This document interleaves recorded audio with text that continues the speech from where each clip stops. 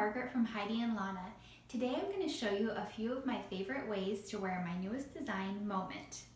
So the first way is putting the V right in the center in the front and then just wrapping each end around your neck like this.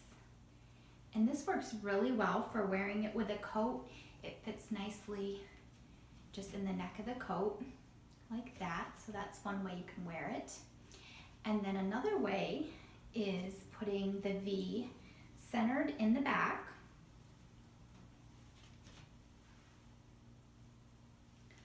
Like this.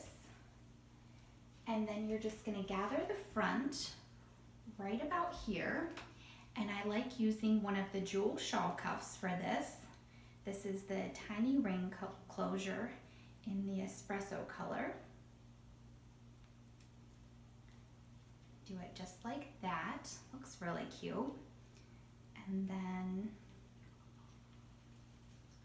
one more way I like to wear it is putting the V over here right about on one shoulder, and I gather this up like that and then bring this tail around.